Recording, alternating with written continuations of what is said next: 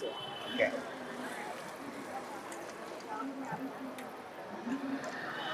భారత communist party Marxist Telangana రాష్ట్ర committee Telangana రాష్ట్రంలో నిరుద్యోగుల సమస్య మీద ఆందోళన చేపట్టింది.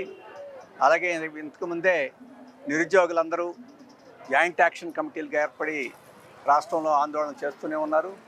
కాంగ్రెస్ ప్రభుత్వం ఎన్నికల్లో వాగ్దానం చేసింది ఖాళీ పోస్టులన్నిటి భర్తీ చేస్తామని. కానీ 2 ఏళ్ళు కావస్తున్నా కానీ భర్తీ చేయడానికి పూనుకోవడం లేదు. ఇప్పుడు కానిస్టేబుల్ పదవులు 20,000 ఖాళీలు ఉంటే 5,000 ప్రకటించారు. ఇలాగా అనేక పద్ధతుల్లో చేసిన వాగ్దానాన్ని అమలు చేయకుండా కాలక్షేపం చేస్తుంది కాంగ్రెస్ ప్రభుత్వం. ఇది న్యాయం కాదు. అలాగే కేంద్ర ప్రభుత్వంలో కూడా లక్షలాది ఖాళీ పోస్టులు భర్తీ చేయకుండా మోడీ గారు కాలయాపన చేస్తున్నారు. 2 కోట్లు ప్రతి సంవత్సరం ఇస్తామని చెప్పేసి, ఉద్యోగాలు ఇస్తామని చెప్పేసి ఈరోజు రక్తహస్తం చూపించారు. ఈ సమస్యల మీద నిరుద్యోగులందరినీ కదిలించి ప్రభుత్వాల మీద ఒత్తిడి తీసుకురావడానికి సీపీఎం పూనుకుంటుంది. అయితే నిరుద్యోగులు రాజకీయాలతో నిమిత్తం లేకుండా అనేక సంఘాలు పెట్టుకొని కృషి చేస్తున్నారు. వాళ్ళందరూ కూడా సమైక్యంగా చేయాలని కోరుతున్నాం. వారికి కూడా మేము మద్దతు ఇస్తున్నాం. ఇక్కడ కాంగ్రెస్ ప్రభుత్వం కూడా నిధులు లేవని చెప్పేసి చెప్తా ఉంది.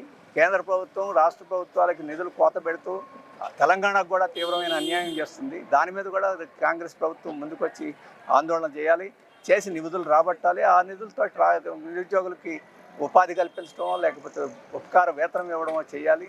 కానీ నెపం మోపి తప్పుకోవడం మాత్రం మంచిది కాదు, అది సరైనది కాదని చెప్పేసి మేము కాంగ్రెస్ ప్రభుత్వానికి చెప్పదలుచుకున్నాం.